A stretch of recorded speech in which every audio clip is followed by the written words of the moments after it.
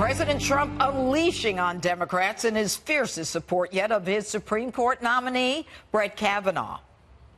I can tell you that false accusation and false accusations of all types are made against a lot of people. This is a high-quality person, and I certainly hope it would be a horrible insult to our country if this doesn't happen. And it'll be a horrible, horrible thing for future political people, judges, anything you want. It'd be a horrible thing. It cannot be allowed to happen. And the Democrats are playing a con game, C-O-N, a con game. Is there any shame?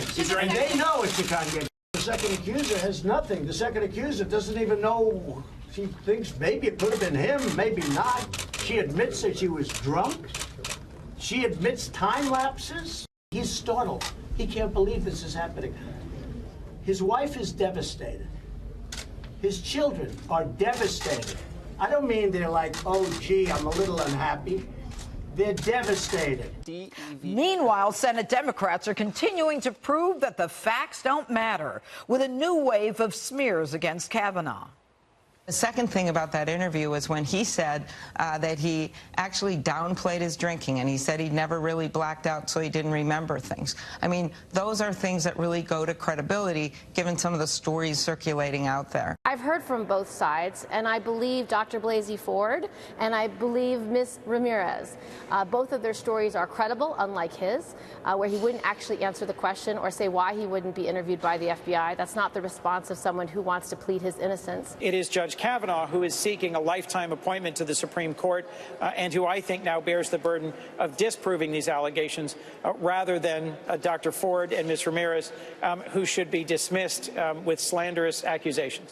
All right, Greg, I'm going to start with you. I think you're a good place to start. All right, look, they are throwing out the fundamental principles of the criminal justice system, and that is the right of confrontation, the right of cross-examination. These are United States senators. They've already made up their mind. They've heard from her. They've heard from him. So what's the point of having courtrooms and trials in this country? Shouldn't we just decide if we like someone ahead of time? Yeah, you know what's interesting is that they're being honest about it now. Both Coons and Mazie Hirono, both have formulated a fairly chilling response when you ask about due process. They'll go, this isn't a court of law. You don't need a due process. And it's like, you know what? They're right. Yeah. They're basically admitting that we can crucify you without evidence or any kind of corroboration because it's not. Let's keep it out of the court of law and so you lose. What you learn now is you lose your rights if you're up for a job. So that my solution is everybody needs to get accusation insurance because right now, no, it's true because right now what they're saying is it's called GoFundMe. Yeah, GoFundMe. Okay. No, you're going to need allegation insurance. And the thing is, one last point, Judge, because I know you want to move on. We, as human beings, we mimic behavior. If you look at fashion, if you look at diet, you look at social media, we copy each other. This kind of behavior will spread. The exception of simply an allegation minus evidence is going to spread into other areas of our culture. It's already happening. You see it in the workplace. You see it in other places. How do we stop it? Okay, Kennedy, how do we stop it? But I'm not going to finish there. Look, what we've got is United States senators saying that he needs to disprove a negative. How do you disprove or prove a negative? He's got to disprove that he did this. If he wasn't there and he didn't do it, number one, how does he prove that? And number two, how can a United States senator shift the burden of proof? It's always on the complainant. Well, it's actually really smart what her legal team is doing because they're coming up with a series of demands that are almost unmeetable. And so essentially when Republicans on the Senate Judiciary Committee say, well, we can't meet those because they don't meet the standard for, you know, the protocol in the Senate. But also, I mean, that's how our criminal justice system, that's what it's based upon, which essentially follows from natural law. So you're turning all of that on its head, and you can't disprove a negative. Natural law? Common law, absolutely. And she's right. Kennedy is right, Jesse. But they're saying that she's not getting fair and respectful treatment. What say you about that? I think the Democrats have been unfair and disrespectful throughout this whole process. To Kavanaugh with the smears and the sandbagging.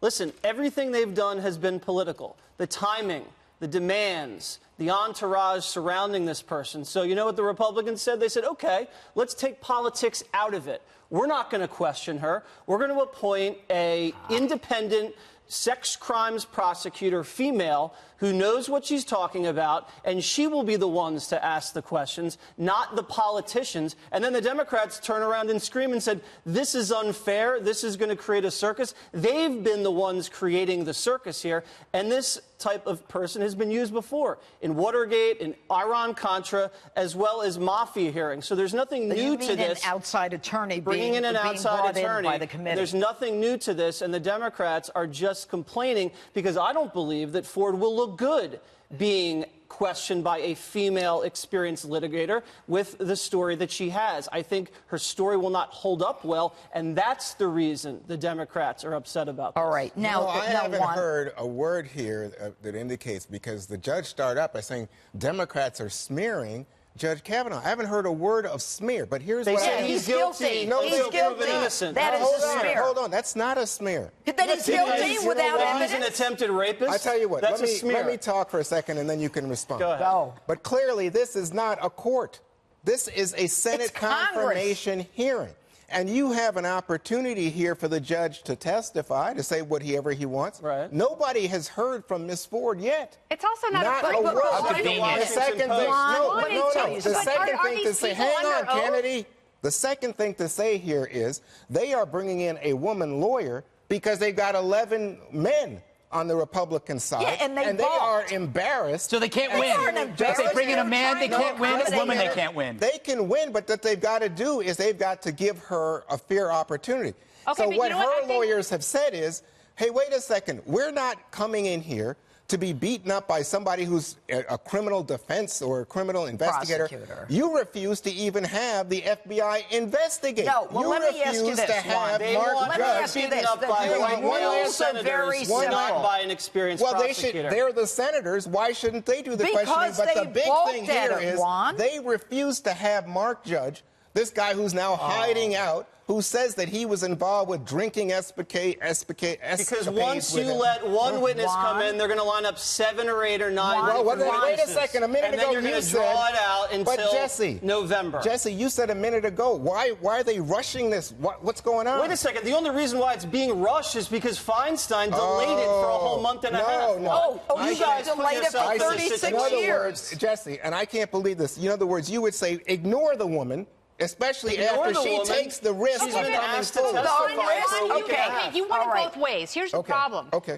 The optics of the Anita Hill questioning were so bad and so that's right. offensive, and we cannot have a repetition of that in this day and age. Culture has changed, the Senate has changed, society has changed, and we're also in the middle of a movement, and we don't know how that ends. We don't know how that permanently changes society. But if you have a problem with people like Joe Biden and Arlen Specter going after a female witness or a female accuser or someone who's sworn under oath to testify before this committee, then why not try it differently? Why not have someone who's not showboating? Because when senators have their chance, like Cory Booker, this is my Spartacus moment, that's when it turns into a circus. And that's when people tune out. And that's when we don't learn the truth because everyone is auditioning. This is not about a cross-examination. Why not? How else do we test the truth in this country? Because you give both people a chance to speak. And then how do you decide? How do you decide? Whether or not it's a credible allegation and whether or not you believe it. Whether it's a civil case or a criminal case, there is a time. This is even more significant, Yes, and I'll but tell it's you not why. what you said. Because this country is going to be under the rule of a Supreme Court with a man on it like this, and that's why we need to have a test. Wait a second. So you're saying saying that you just his want a role hard right. You want a hard right Supreme Court. What I want is the test of credibility that we use from time immemorial. Before we go. All right, you're not going to want to miss the 5 tomorrow because God help me. Let me, Judge, we're missing one big key here. He said there was no smear. We had a guy who just crawled under a rock, Avenatti, after calling Kavanaugh an attempted rapist or attempted gang raper, and then he crawled under his rock. He made Twitter private. So I want to remind how this is working to the public, how this works. Instead of diving deep on a specific case, what you do is you find a number of specific examples that alone are not sturdy. 1, Ford. 2, Ramirez. 3, yearbook. 4, Avenatti's claim. So Avenatti's claim is alone. What does it mean? The yearbook thing, it's just a yearbook. What does that mean? The other cases have no corroboration, no witness. So individually, they don't match. They're not strong. So what you do is you create an environment of guilt by using these little things. That's what the Democrats are doing. It seems to be working with the help of the media.